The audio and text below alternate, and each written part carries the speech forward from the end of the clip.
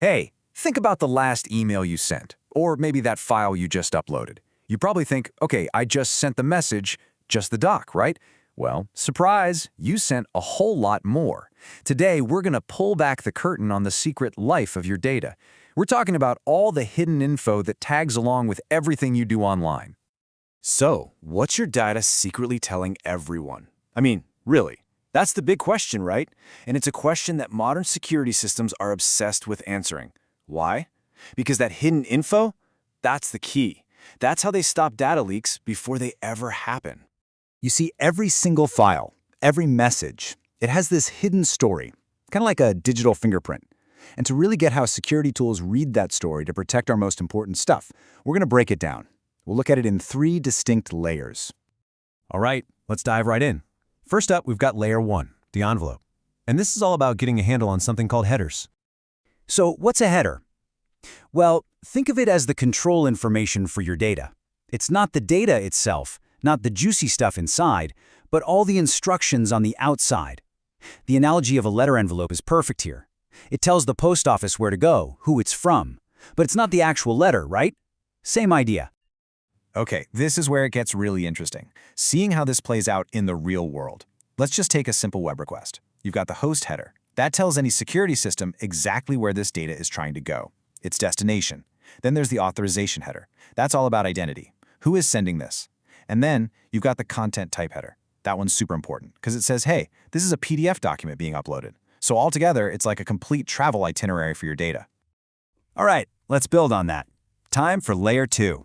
So if headers are the standard, boring envelope, then our next layer, X headers, think of these as custom security tags. You know, like those bright handle with care or fragile stickers you slap on a package.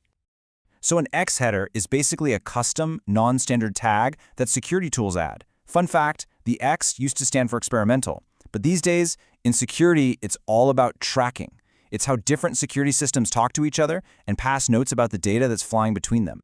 And man, these examples show you just how powerful they are. An X header can expose a user's real IP address, even if they're hiding behind a VPN. Another one can stick a confidential label on data that follows it no matter where it goes. And get this, another can even name the exact app sending the data.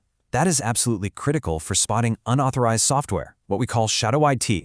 But, and this is a big but, here's the catch.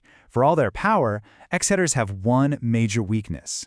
They can be faked. They can be spoofed. If a security system isn't set up to double-check them, an attacker could just slap a fake pass label on a nasty file and waltz right through the gates. And that's why we have to go even deeper. And that brings us to our third and final layer. We're going right to the source, to the DNA of the data itself. We are talking about metadata. So metadata, it's literally data about the data. Simple as that. It's not the actual words in your report. It's not the pixels in your family photo.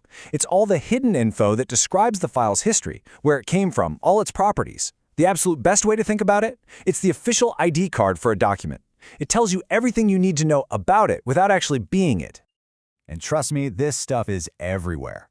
A simple Word doc, its metadata, can have the author's name, the company, when it was created. That photo you snapped on your phone? Oh yeah. Its metadata could have the exact GPS coordinates of where you are standing and even what kind of phone you used. And it's not just files. Web traffic is full of it too, with stuff like session IDs and user roles. Now, this is not trivial information. This is serious. I mean, look at this quote. The metadata from a single photo can leak your physical location, your identity, and even show you've been visiting sensitive places. It is incredibly, incredibly revealing. Okay, so let's put it all together real quick. This table summarizes it perfectly. You've got headers, they're the envelope, controlling how data gets from A to B. Then you have X headers. Those are the custom security tags. Super useful, but remember, they can be faked. And finally, you have metadata, the file's DNA, the hidden info, that can cause some serious data leaks.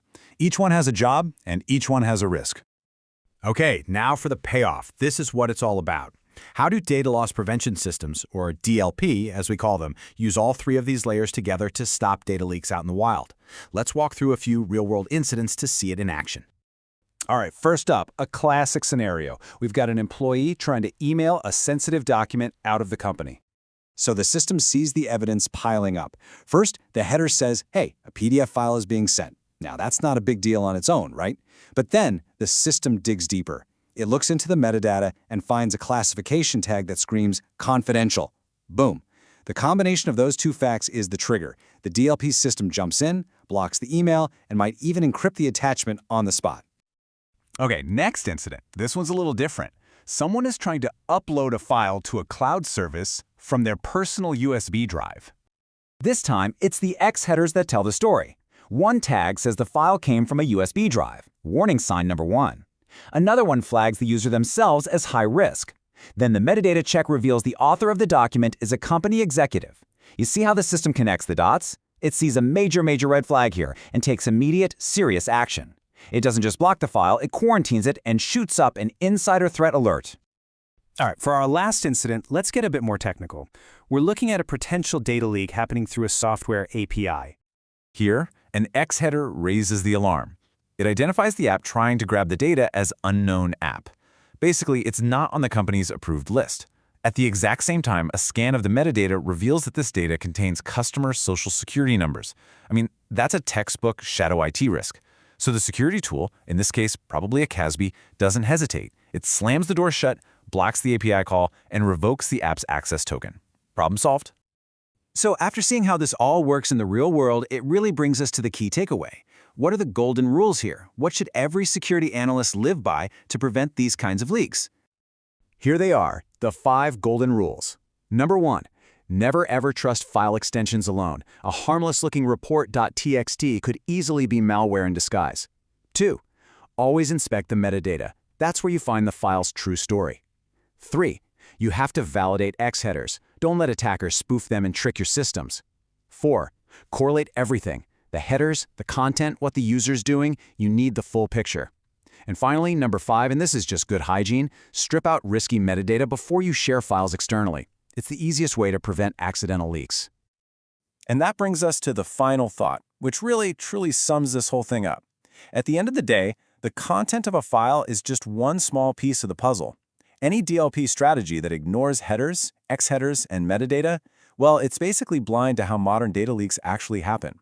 It's like trying to solve a crime without looking at the fingerprints, the security camera footage, or the getaway car. You just can't see the full story.